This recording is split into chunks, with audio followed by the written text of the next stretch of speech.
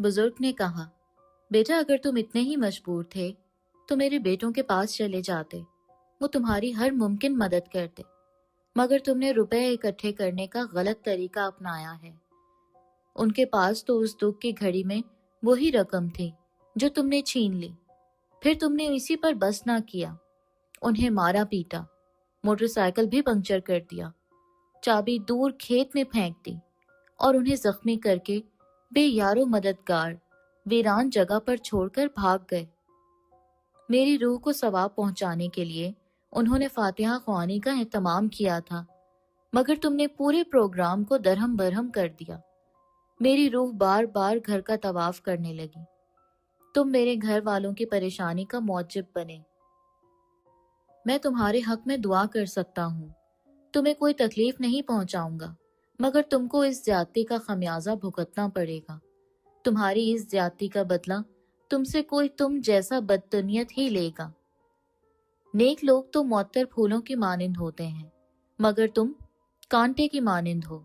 तुम्हारा वस्फ ये है कि तुम लोगों को जख्मी कर देते हो। तुमसे जिस्म, कपड़े, मालो मता कुछ भी महफूज नहीं। तुम्हारी तो सोच ही आदमी को जख्मी कर देती है। कांटे बोते हो, कांटों की फसल ही काटोगे। तुम्हारे हाथ भी जख्मी होंगे, रूह को कचोके भी लगेंगे। तुम जीना चाहोगे, जी ना सकोगे। मौत तुमसे नफरत करेगी। जाबिर खान गांव का छटा हुआ बदमाश था। कोई उसके शर से महफूज ना था। वो अपनी हर बुराई पर फख्र करता, गुरूर से सयाह कारनामों की तशहीर करता। चोरी, शराब, जुआ, कोई ऐसी बुराई ना थी जो उसकी जात में ना पाई जाती हो। जब भी किसी पर ज्यादती के खंजर चलाता, उसका सर फख्र से तन जाता। कितने ही लोगों की मजबूरियों से खेल चुका था। बहुत से घरानों की इज्जत के चिराग बुझा चुका था। हर कोई उसके आगे खामोश रहने पर मजबूर था।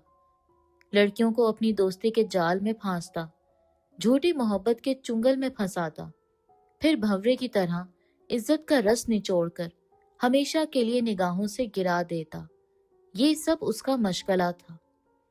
उन्हीं दिनों की बात है, नजमा अभी बचपन की पगडंडियों पर महवे सफर थी कि उसकी माँ किसी के साथ फरार हो गई।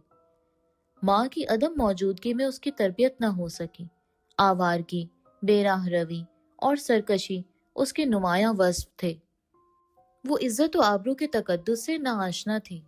सिर्फ अय्याशी को ही मकसद हयात समझती थी। अपनी इज्जत को खेल बना रखा था। कितने ही मनचलों के दिलों की धड़कन थी। उसके हुजूर कितने ही दिल जले, अपना दिल हार चुके थे।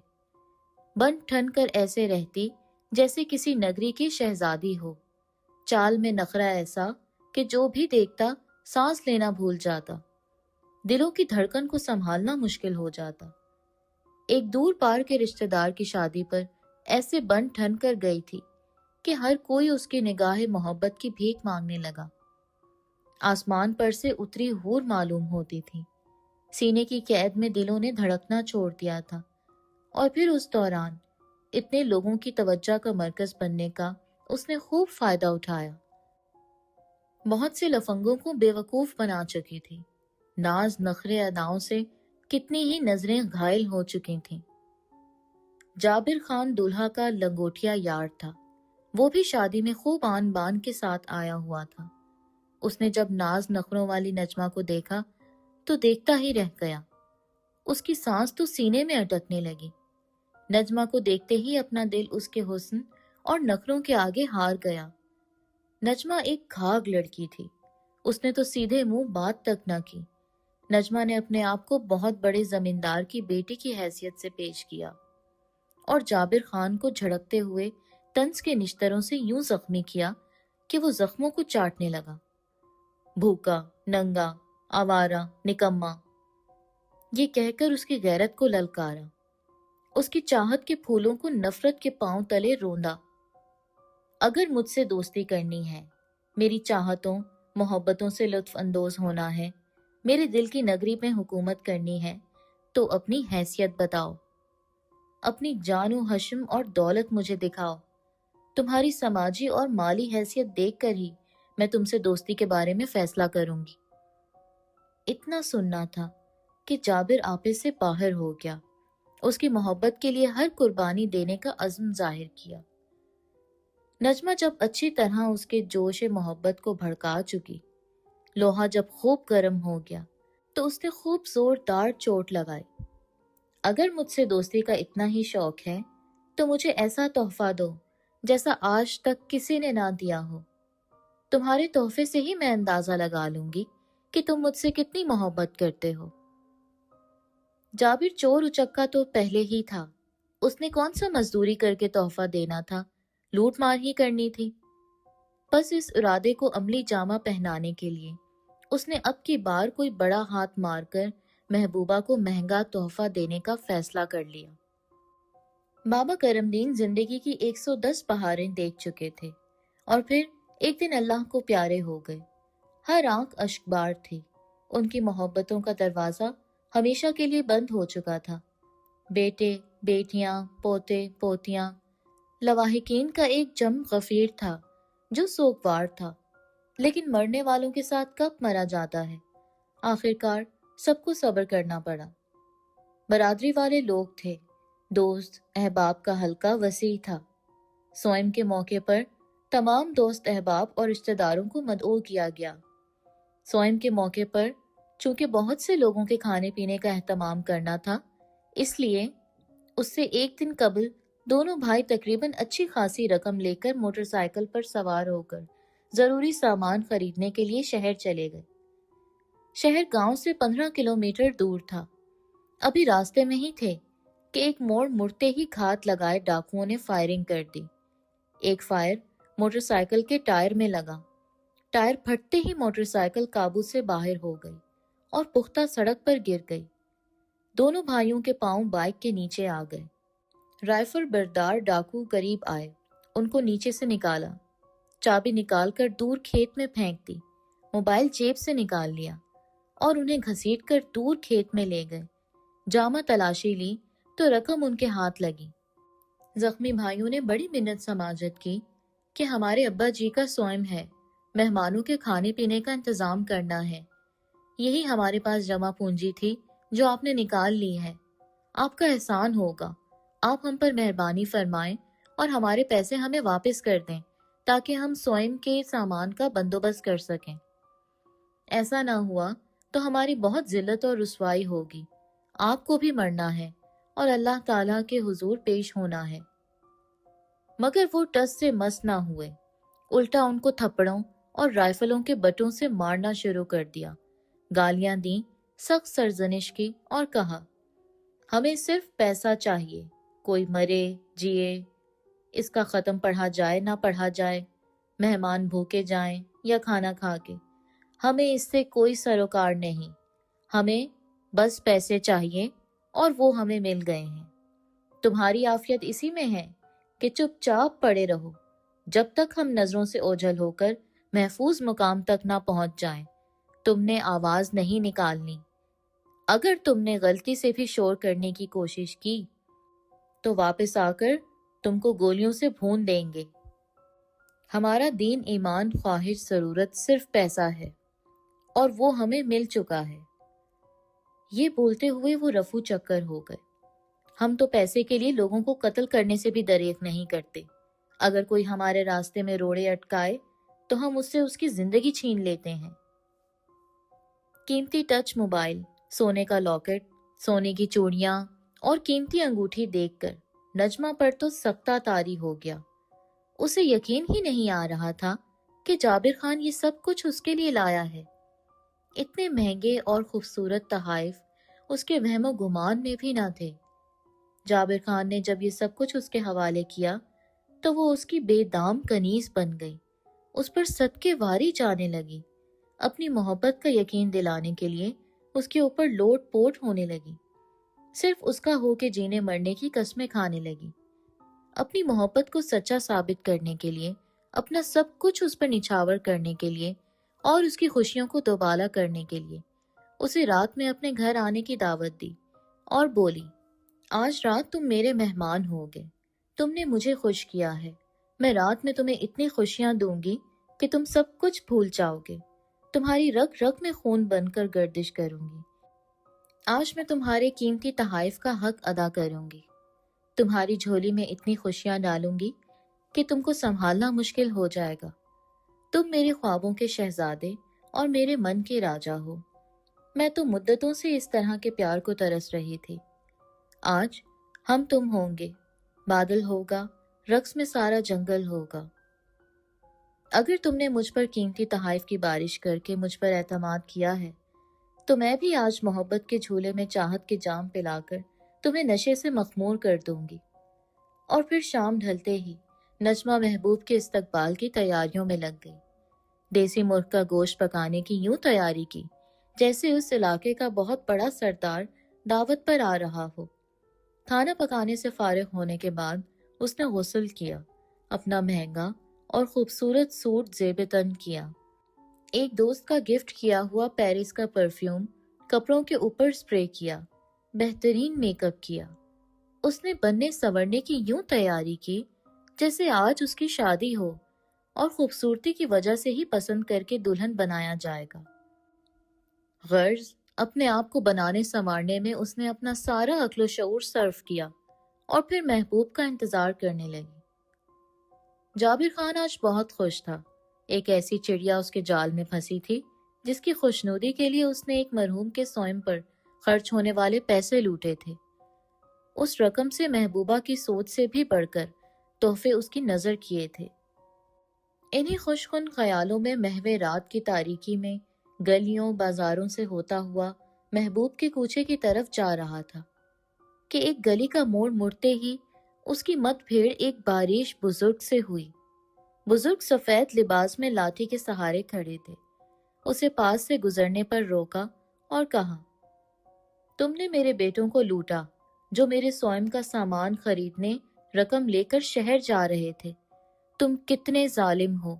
ना सिर्फ पैसे छीने, उन्हें मारा पीटा, गालियां दी, जख्मी किया, मोटरसाइकिल नाकारा कर दी, उन्हें बीच चौराहे पर बेबस और लाचार छोड़कर चले गए। तुम्हें जर्रा बराबर उन पर तरस ना आया। मैं तो अपने दीगर मरहूम साथियों के साथ आने वाली दुआओं का मुंतजिर था, मगर तुमने मेरी उन दुआओं पर डाका डाला, घर वालों के दुखों में इजाफा किया, मुझे साथियों के सामने शर्मिंदा किया।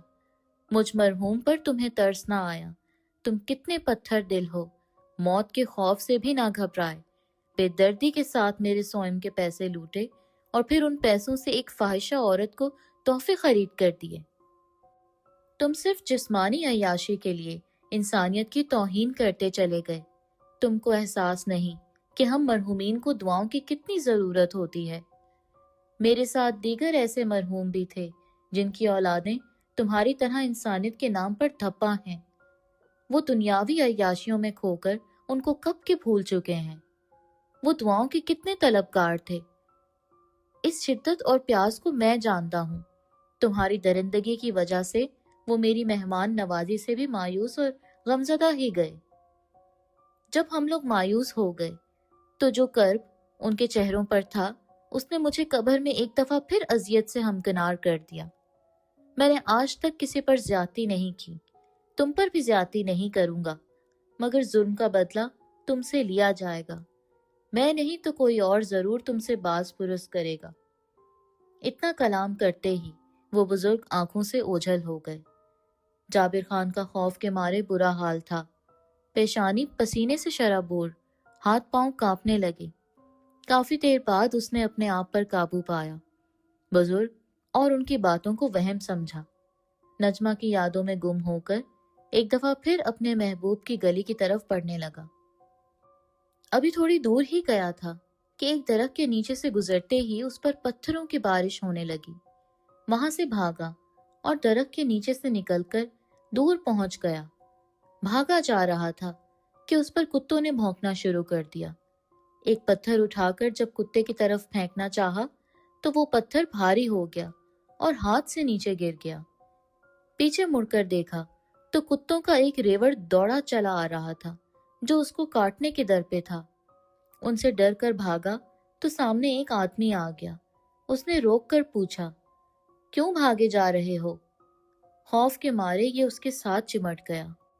साथ चिमटते ही उस शख्स का कद ऊंचा होना शुरू हो गया। یہ بھی اس کے ساتھ ہی بلند ہوتا گیا۔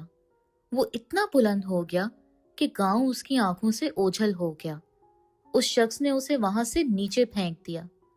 وہ ایک گندے پانی کے نالے میں دھڑام سے آ گرا۔ بدبودار پانی سے باہر نکلا تو کیا دیکھتا ہے کہ ایک عورت، لمبے سیاہ رنگ، لمبے لمبے دانت، ڈراؤنی شکل، اس نے اسے گردن سے دبوچ لیا، منہ پر تھپڑوں کی بارش کر دی، نوکیلے ناخنوں سے سارا چہرہ لہو لہان کر دیا۔ وہ بولی، مرحوم لوگوں کا کفن چوری کرتا ہے، فاتحہ کے پیسے لوٹتا ہے، مرحومین کا مذاق اڑایا، مرے ہوئے ہمارا کیا بگاڑ لیں گے؟ وہ بزرگ بہت نیک آدمی ہیں، جب تک زندہ رہے لوگوں کے لیے باعث رحمت بنے رہے، لوگوں کے دکھ درد میں شریک ہو کر انہیں سکھ پہنچاتے رہے۔ وہ میرے بھی محسن تھے۔ ان پر کیے گئے ظلم کا بدلہ میں تجھ سے لوں گی، تجھے خون کے آنسو رونے پر مجبور کر دوں گی، تیری زندگی اجیرن کر دوں گی۔ وہ پھر بولی، میرا جی چاہتا ہے تیرا خون پی جاؤں، مگر پھر خیال آتا ہے کہ تیرا گندا خون پی کر میں اپنے منہ کا ذائقہ کیوں خراب کروں؟ مگر ہاں، تجھ کو سبق ضرور سکھاؤں گی کہ تو جب تک زندہ رہے چوری لوٹ مار کا نام نہیں لے گا۔ پھر جابر کے جسم کو ناخنوں سے آری کی طرح چیرنے لگی۔ جابر خان کا زخمی ہونا تھا کہ اس کی چیخوں نے آسمان سر پر اٹھا لیا۔ جابر خان پر تکالیف کا پہاڑ ٹوٹ پڑا، چیختے چیختے گلا بیٹھ گیا اور پھر اس پر غشی کا دورہ پڑا اور وہ بے ہوش ہو گیا۔ ادھر نجمہ انتظار کی سولی پر چڑھی سخت پریشان تھی، آنکھیں تھک ہار کر بند ہونے کو تھیں کہ اسے یوں محسوس ہوا جیسے آگ کا انگارہ اس کے ہاتھ پر گر گیا ہو۔ فوراً ہاتھ پیچھے ہٹا لیا، لیکن اب تو وہی گرمی اور جلن کی شدت گلے پر محسوس ہونے لگی۔ تھوڑی دیر بعد اسے یوں محسوس ہوا جیسے گرم سلاخ گردن پر پھیر دی گئی ہو۔ آگ کی جلن سے درد بڑھنے لگا، پھر تو اس کی چیخیں نکل گئیں۔ ابھی یہ درد نہیں تھما تھا کہ انگلی میں ڈالی انگوٹھی بھٹی میں ڈالے لوہے کی طرح گرم ہو کر انگلی کی جلد جلانے لگی۔ پھر کلائی میں ڈالی چوڑیاں آگ کی طرح تپ کر کلائیاں جلانے لگیں۔ درد کی شدت سے اس نے چیخنا چلانا شروع کر دیا۔ وہ چیختی چلاتی صحن میں چکر کاٹنے لگی۔ پھر اس کو یوں لگا جیسے انگاروں کے اوپر چل رہی ہو۔ پاؤں کے تلوے گرم ہو کر ٹانگوں کی ہڈیوں کو پگھلانے لگے۔ پھر تو گرمی اور آگ کی تپش نے اس کے جسم کے ایک ایک عضو کو پگھلانا شروع کر دیا۔ گرمی کی شدت سے اس کا برا حال تھا۔ چلا چلا کر آسمان سر پر اٹھا لیا۔ گھر چھوڑ کر باہر بھاگنے لگی۔ یوں لگتا تھا آج گرمی کی حدت پگھلا کر اسے مار دے گی۔ اپنے آپ کو آگ کی تپش سے بچانے کے لیے گاؤں کے تالاب کی طرف بھاگنے لگی، لیکن گرمی کی شدت نے تو اس کے دماغ کی چولیں ہلا کر رکھ دی۔ بھاگتے بھاگتے مدد کے لیے پکارنے لگی۔ لوگ شور سن کر باہر نکلے تو انہوں نے دیکھا اور اچنبھے میں پڑ گئے۔ بھاگتے بھاگتے وہ اس جگہ پہنچ گئی جہاں جابر خان زخموں سے چور بے ہوش گرا پڑا تھا۔ وہاں پہنچتے ہی وہ درد سے نڈھال گر کر بے ہوش ہو گئی۔ شور و غوغاں سن کر پیچھا کرنے والے اس جگہ پہنچ گئے جہاں نجمہ اور جابر خان بے ہوش پڑے تھے۔ ان کو زخمی بے ہوش دیکھ کر لوگوں نے ترس کھا کر گاؤں کے حکیم صاحب کو بلایا، جو حکمت کے ساتھ ساتھ عامل بھی تھے اور دم درود بھی کرتے تھے۔ کتنے ہی لوگ ان کی وجہ سے صحت یاب ہو چکے تھے، جن بھوت ہٹانے کے ماہر بھی تھے۔ وہ جب وہاں پہنچے تو دو مریضوں کو شدید زخمی حالت میں دیکھا تو انہیں مطب میں لانے کو کہا۔ ان دونوں کو لوگوں نے مطب میں پہنچا دیا تو حکیم صاحب نے کلام الہی پڑھ کر ان پر دم کیا اور پھر چند آیات بتائیں کہ وہ پڑھتے رہیں۔ پھر حکیم صاحب نے دم کیا ہوا پانی ان پر چھڑکا، جس سے ان کی طبیعت کافی حد تک سنبھل گئی۔ آرام کرنے پر ان دونوں کو نجمہ کے گھر بھیج دیا گیا۔ وہ دونوں جو ہی دروازے سے اندر داخل ہونے لگے تو کیا دیکھتے ہیں کہ گھر کا صحن پانی سے جل تھل ہے۔ اوپر چھوٹے چھوٹے سانپ کثیر تعداد میں تیر رہے ہیں، ان کی آنکھیں جل رہی ہیں اور منہ سے آگ کی لکیریں نکل رہی ہیں۔ یہ خوفناک منظر دیکھ کر ان کے تو ہوش اڑ گئے۔ बड़ी मुश्किल से हकीम साहब का बताया हुआ विर्द याद करके जोर जोर से पढ़ने लगे। विर्द शुरू किया ही था कि पानी आहिस्ता आहिस्ता नीचे होने लगा। काफी देर बाद सहन बिल्कुल खुश्क हो गया। तब वो घर के अंदर दाखिल हुए। दोनों ने कुछ नहीं खाया था। भूख से बुरा हाल था। भूख मिटाने के लिए जब नजमा ने फ्रिज का दरवाजा खोला तो क्या देखती है कि तमाम बर्तनों में खून भरा हुआ है। खून की वजह से तमाम फ्रिज सुर्ख हो चुका है। एक दफा फिर वो खौफ से लरजने लगे। भूख और परेशानी से बुरा हाल था। दोबारा रोटी पकाने के लिए जब आटा परात में डाला जाने लगा तो पानी डालते ही आटा खून और गोश्त के लोथड़ों में बदल गया। नजमा और जाबिर खान ने रो धोकर खौफ व हिरास की कैफियत में रात गुजारी। अलल सुबह दोनों मुतिब की तरफ रवाना हो गए। रास्ते में थे कि बेशुमार रुकावटें पेश आने लगीं। यूं लगता था जैसे उन दोनों को हकीम साहब के पास जाने से रोका जा रहा हो। अचानक उनको हकीम साहब का बताया हुआ विर्द याद आया और फिर पढ़ने की देर थी कि हर चीज गायब हो गई। रास्ता साफ सुथरा हो गया। वो भागम भाग मुतिब में पहुंच गए और फौरन हकीम साहब के पांव में गिर गए। रो रो कर रात के वाकयात से लेकर अब तक के वाकयात सुनाए और मदद के लिए गिड़गिड़ा कर मिन्नत समाजत करने लगे। हकीम साहब को उन पर बड़ा तरस आया। उनको सामने बिठाया, एक गोल दायरा खींचा, खुद भी दायरे के अंदर बैठकर मुंह ही मुंह में कुछ पढ़ने लगे। थोड़ी देर गुजरी थी कि यूं लगा जैसे जलजिले से जमीन और मकानात थरथराने लगे हों। सख्त स्याह घटा टोप आंधी चली।